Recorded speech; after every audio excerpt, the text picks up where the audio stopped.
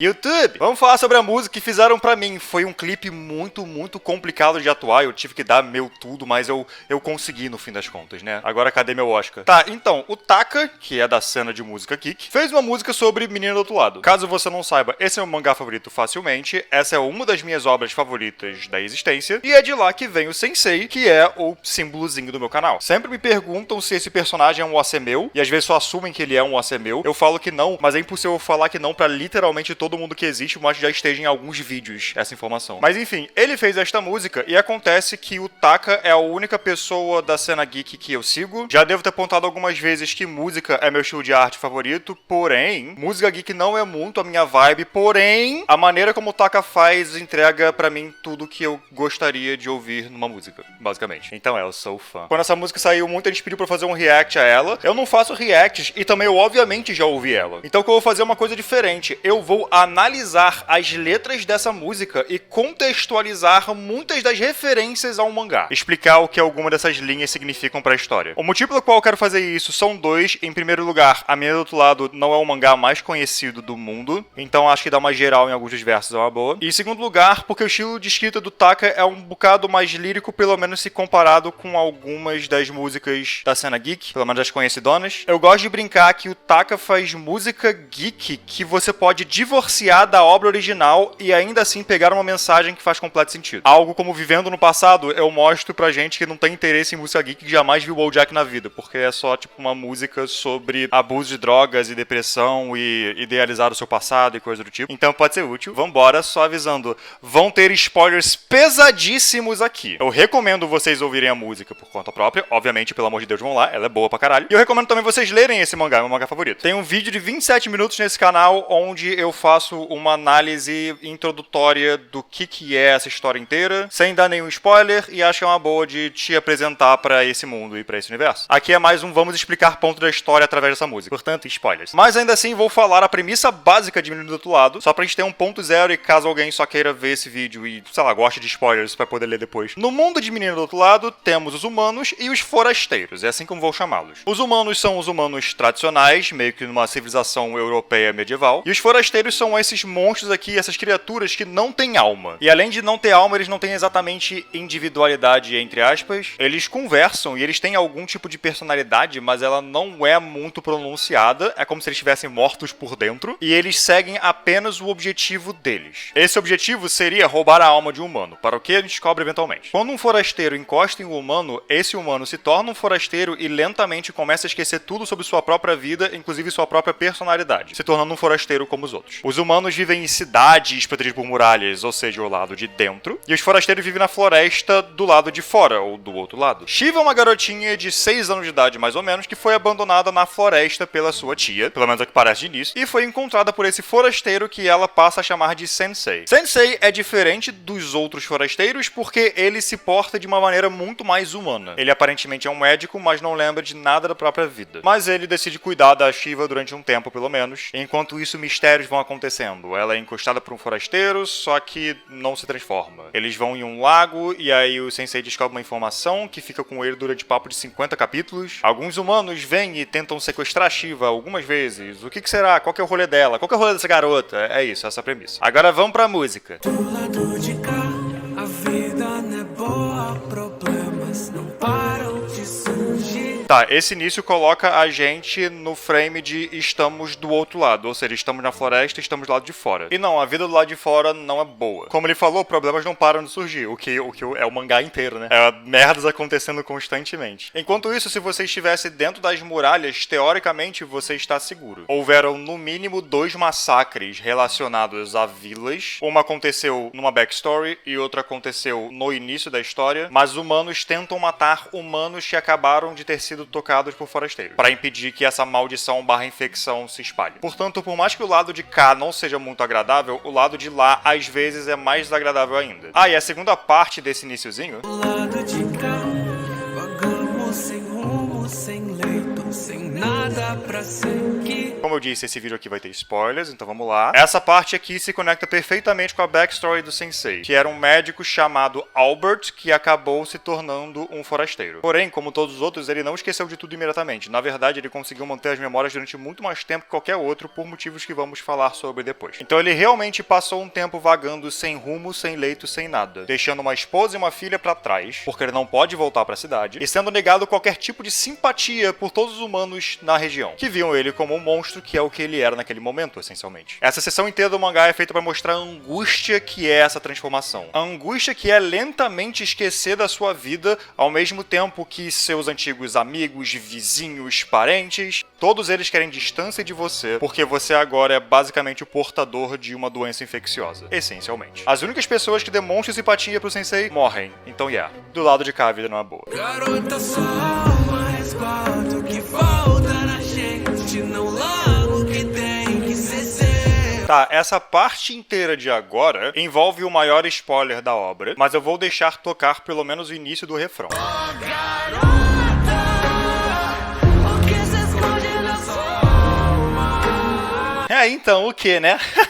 Ok, vamos lá. Como descobrimos no finalzinho da história, Shiva é uma forasteira, ou no caso, uma filha das trevas, que é uma forasteira que nasceu como forasteira. Ou seja, ela não foi transformada em forasteira, ela foi transformada em humana. Como? Os forasteiros querem roubar a alma de humanos e devolver pra mãe. A mãe sendo uma entidade que talvez eu fale daqui a pouquinho, mas é basicamente a deusa dos forasteiros. Mas nenhum jamais conseguiu pegar a alma de humano, porque ao tocar nos humanos eles só se tornam forasteiros. A grande exceção foi Shiva, que conseguiu roubar a alma de Albert. E aí transformou ele em um filho das trevas, que tem implicações diferentes a ser um forasteiro, e por isso ele foi esquecendo das coisas bem devagar. A alma é algo quantificável nesse universo e ainda tinha muito da alma dele no corpo. Além de que ele não virou um forasteiro, virou um filho das trevas, então deve drenar a alma mais devagar. No caso, drena, eu sei disso, isso é explicado no mangá. Enquanto isso, a Shiva se tornou um bebê humano ao absorver a alma de Sensei, que foi crescendo e se tornou a Shiva que conhecemos. Eu não tenho ideia se ela lembrava disso tudo desde o início ou se teve algum clique na cabeça dela pra ela lembrar que ela era uma forasteira barra filha das trevas. Eu vou dizer que sempre entendi como esse segundo ponto aí, mas agora sabendo da reviravolta, vamos dar uma olhada nessas letras de novo. Garota, só uma resguardo que volta na gente. Aqui, resguardar eu acho que tem o sentido de guardar, de proteger, de segurar, de ter. Abrigar, obrigado, Google, isso aí. Então, se você olhar essa letra do ponto de vista do Sensei falando com a Shiva, não faz sentido, até porque ele fala na gente, é plural, então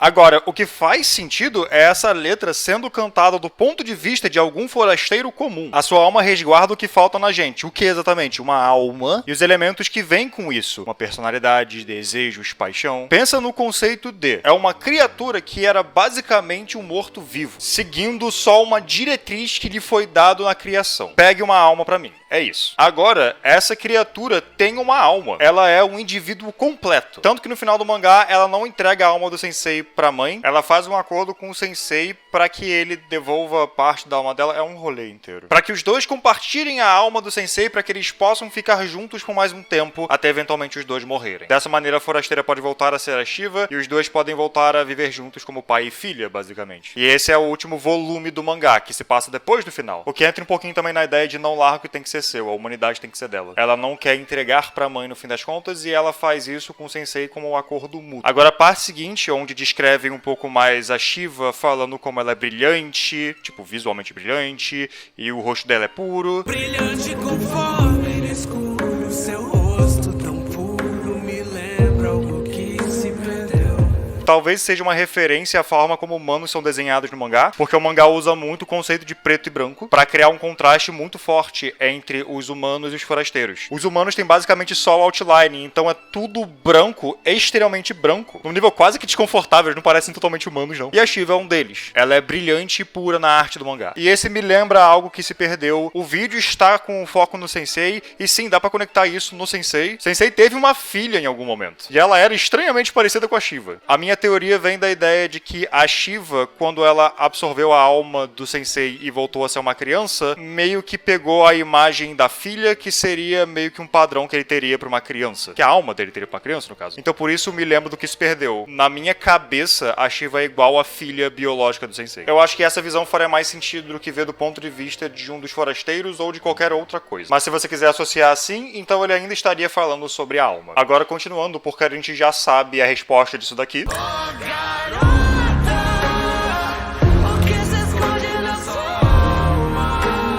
Vai dizer também que a Anne tem uma voz do caralho, parabéns.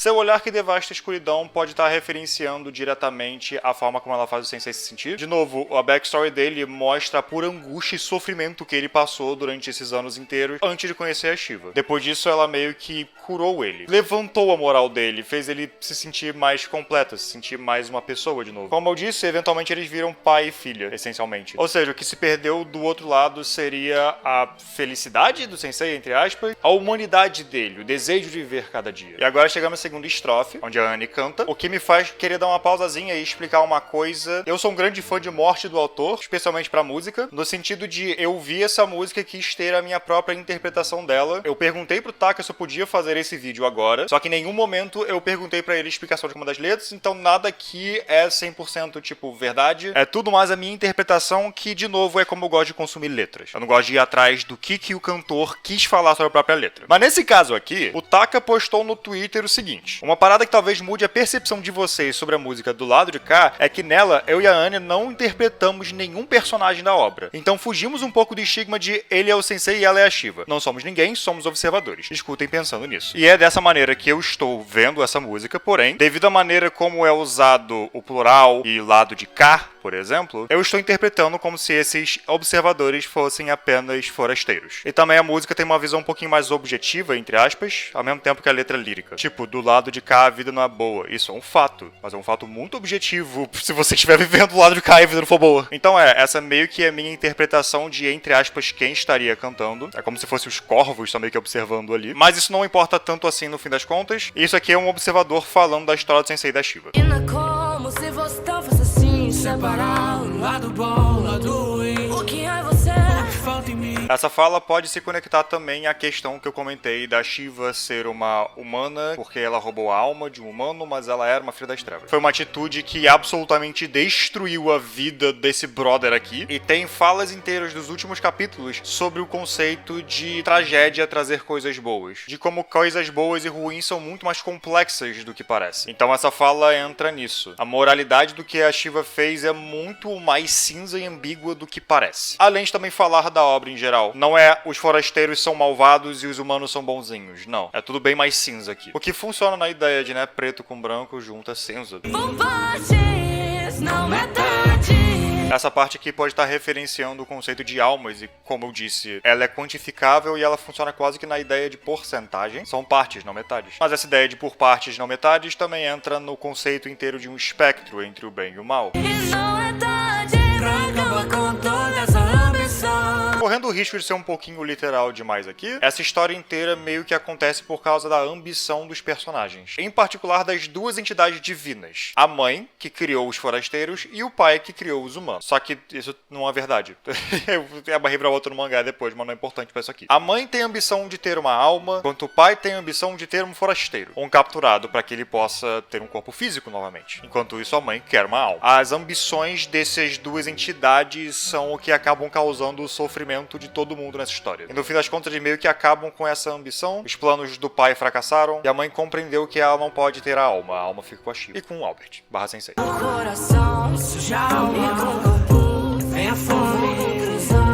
E o que há? Isso é a explicação de como funciona um ser vivo nesse universo. O corpo vindo da mãe e a alma vinda do pai. O físico e o espiritual, essencialmente. E o conflito desses dois lados é o que acaba gerando a história em si. Forasteiros versus humanos. Mãe versus pai. Apenas provas de que ambos se corrompem. Verdade. É isso, verdade. Na verdade, essa parte final inteira aqui é realmente autoexplicativa. E nisso nós encerramos a música, porque nós temos o refrão novamente. Irmão, que música boa! Enfim, espero que tenham conseguido entender um pouquinho melhor, com mais contextos sobre o que acontece na história e um pouquinho da minha visão sobre algumas coisas. É claro que isso aqui é totalmente a minha interpretação, e claro que foi minha interpretação indo mais pra ideia de menina do outro lado. Ou seja, puxando bem mais pra ideia da lore desse universo e acontecimentos fatuais da história e como essa letra talvez fale sobre eles, mas novamente novamente, é só a minha visão sobre ela. Nada que é, tipo, correto. Objetivamente correto, pelo menos. É só uma interpretação da letra. Já ouviram essa música? Vão lá ouvir, ela é boa. Tipo, independente se você tiver lido o mangá ou não, ela é boa. Vai lá dar uma olhada. Ela só é inteiramente do caralho e parabéns a todos os envolvidos. Enfim, é isso. Muito obrigado por ter assistido. Muito obrigado a quem me apoia financeiramente de qualquer maneira. Até a próxima